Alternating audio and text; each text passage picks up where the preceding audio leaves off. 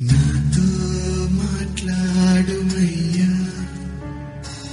నన్ను దర్శించుమయ్యా.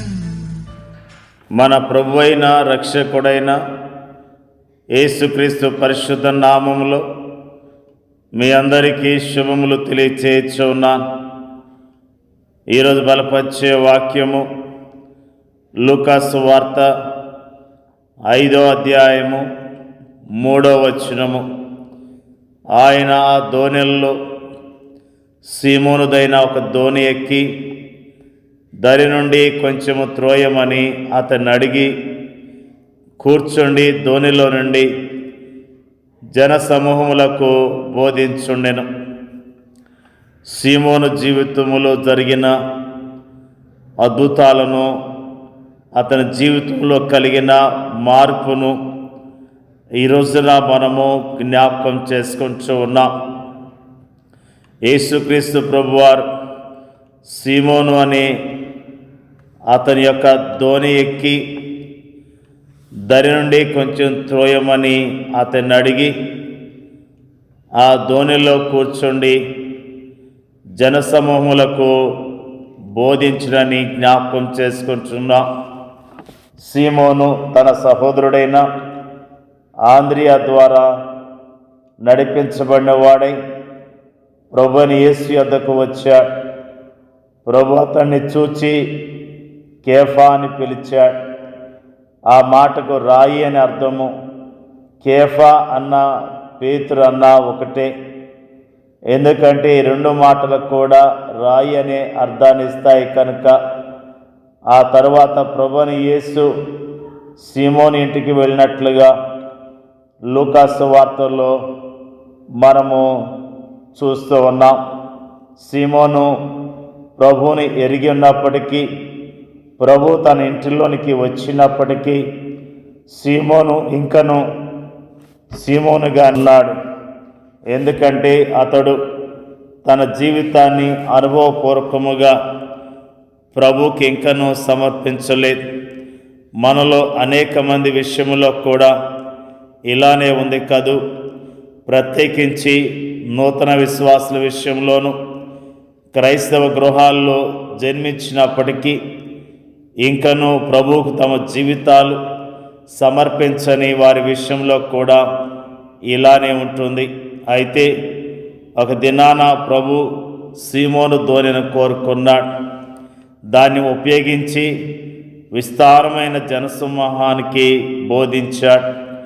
ఆ తర్వాత ఆయన సీమోను చూచి, నీవు దోణిను లోతునకు నడిపించి చేపల పట్టుటకు మీ వలలు వేయడని చెప్పాడు.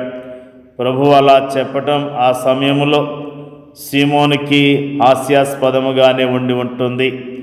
ఎందుకంటే అతడు మరియు అతని అనుచరులు రాత్రంతా ప్రయత్నించారు, కానీ ఒక చేపను కూడా పట్టలేకపోయారు.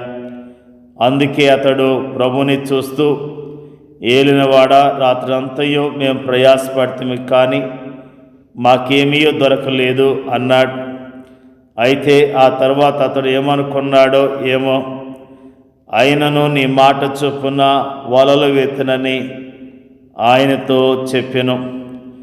వాస్తవానికి అతడు ప్రభు చెప్పిన వెంటనే ఆ పని చేసి ఉండాలి. కానీ అతడు తనకంతా తెలుసన్నట్లుగా తన ప్రావీణ్యతను గురించి అతిశయిస్తూ తన ప్రయాసం అంతటిని గురించి గొప్పగా చెప్పుకుంటూ అలా చేయటంలో ఏమి ప్రయోజనం లేదన్నట్లుగా మాట్లాడాడు. ఆ తర్వాత నువ్వు చెప్పావు కాబట్టి చేస్తున్నాను, కానీ ఏం ప్రయోజనం ఉండదు అన్నట్లు అపహాస్య ధోరణిలో మాట్లాడుతూ ఉన్నాడు. ఆయనను అనే ఈ మాటను మనం జాగ్రత్తగా గమనించాలి. అతడు యజమానుడా అనే అర్థం ఇచ్చేలా ఏలినవాడా అని ఒకవైపు మాట్లాడుతూనే మరోవైపు అయినను అని అతడు అంటున్నాడు. ఇక్కడ మనకు సంపూర్ణ విధేయత కనిపించట్లేదు, కానీ పాక్షిక విధేయత మాత్రమే కనిపిస్తుంది. అయితే ఆ తర్వాత అతడు వలను నీళ్ళలోనికి వేయగానే వల పిగిలిపోయేంతగా విస్తారమైన చేపలు పడ్డాయి. ప్రభు మాట శక్తివంతమైన మాట, అది నెరవేర్పులోనికి వచ్చే మాట. ఆయన చేపలు పట్టుటకు మీ వలలు వేయడని చెప్పాడు, కానీ ఖాళీ వలలు పైకొచ్చుటకు వలలు వేయుడి అని అనలేదు.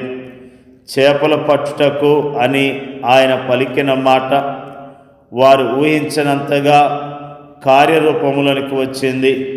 మన ప్రభు వాగ్దానాలు నెరవేర్చువాడు. అయితే విశ్వాసముతో ఆయన వాగ్దానమును హత్తుకునేందుకు బదులుగా మనం అవిశ్వాసంతో వాటిని కుదించి వేస్తూ ఉంటాం. అప్పుడు ఒక అద్భుతమైన విషయం జరిగింది. సీమోను పేతురు అది చూచి యేసు మోకాళ్ళ ఎదుట సాగిలపడి, ప్రభువా, నన్ను విడిచిపోము, నేను పాపాత్మునని చెప్పాను. సీమోను కళ్ళు తెరవబడ్డాయి. యేసుక్రీస్తును ప్రభువుగాను రక్షకునిగాను పరిశుద్ధునిగాను గుర్తించాడు. తాను పాపినని గుర్తిస్తూ ఆయన పాదాల చెంత రోధించాడు. ఇక్కడేం జరిగింది? ఒక వ్యక్తి తాను పాపిగా గుర్తిస్తూ తాను పాపినని ఒప్పుకుంటూ రక్షకుని పాదాల చెంతకు చేరాడు. ఫలితముగా ఆ పాపిలో రక్షణ కార్యం జరిగింది. జాగ్రత్తగా గమనించండి. ఆ సందర్భంలో పరిశుద్ధాత్ముడు సీమోనును పేతురుగా ప్రకటించాడు. సీమోను పేతురు ప్రభుతో, ప్రభువా, నన్ను విడిచిపోము అన్నాడు. అయితే ప్రభు పేతుర్ని విడిచిపోలేదు. కానీ భయపడకము, ఇప్పటి నుండి నీవు మనుషులను పట్టువాడవై ఉందువని అంటూ అతన్ని ధైర్యపరిచాడు. నేను నిన్ను విడిచిపోను, కానీ నీవే నన్ను వెంబడించు అంటూ అతన్ని నడిపించడం ప్రారంభించాడు. అతని జీవితంలో దేవుని ఉద్దేశము సఫలీకృతమైనట్లుగా కడవరకు అతన్ని నడిపించాడు. ఎంత అద్భుతమైన ప్రభు అతడు!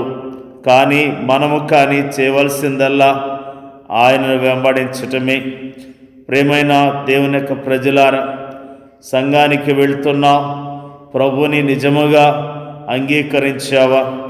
మరి చర్చికి వెళుతున్నానని చెప్పుకుంటూ ఉన్నావు, నిజముగా రక్షణ పొంది ఆయన వెంబడిస్తున్నావా?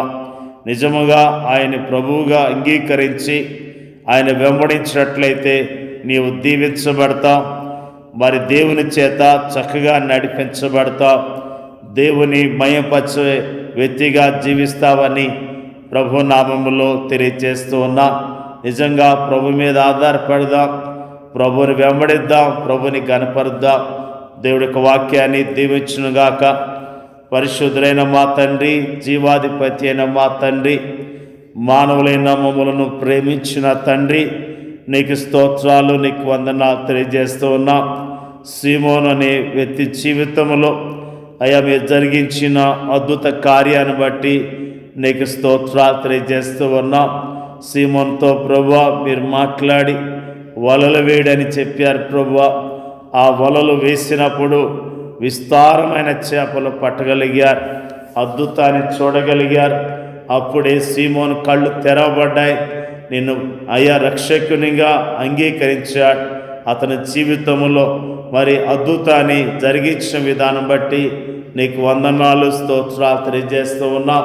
మరి ముఖ్యంగా వాక్యం ఇచ్చిన ప్రతి సహోదరిని సహోదరులను వారి కుటుంబాలను దీవించి ఆస్వాదించండి అయ్యా. నీ స్తోత్రాలు. మరి ముఖ్యంగా నీ పరిచర్య చేస్తున్నా అయ్యా, నీ ప్రజలందరినీ జ్ఞాపకం చేసుకోండి అయ్యా. అయ్యా మరి మా దేశంలో ప్రపంచవ్యాప్తంగా ఎంతోమంది సువార్త పరిచర్య చేస్తూ ఉన్నారు. ప్రభువా, నీ యందు స్థిరమైన విశ్వాసం ఉంచి ధైర్యముగా పరిచర్య చేయటానికి మీరే సహాయం చేయమని ప్రార్థన చేయుచున్నాం. ప్రపంచవ్యాప్తంగా ఉన్న నీ ప్రజలందరికీ క్షేమం దయచేయండి అయ్యా. స్తోత్రాలు. మరి ముఖ్యంగా ప్రార్థన చేయుచున్నాం. మాకు తెలియజేసిన అద్భుతమైన మాటలను బట్టి స్తోత్రాలు తెలియజేస్తూ ఉన్నాం. మరి ముఖ్యంగా మా దేశాన్ని జ్ఞాపకం చేసుకోండి. మా దేశ ప్రజలను కనికరించండి. మా దేశ ప్రజలను అయా జ్ఞాపకం చేసుకొని రక్షణలోకి నడిపించమని ప్రార్థన చేయుచున్నాం. ప్రభువా, మా దేశంలో పరిచర్యకున్న ఆటంకాలన్నీ దూరపరచండి అయ్యా. నీకు స్తోత్రాలు. నీ ప్రజలమైన మేము ధైర్యముగా విశ్వాసంతో చక్కగా జీవించడానికి, చక్కగా పరిచర్య చేయడానికి సహాయం చేయమని యేసుక్రీస్తు నామములో అడిగి వేడుకొంచున్నాం తండ్రి. ఆమేన్.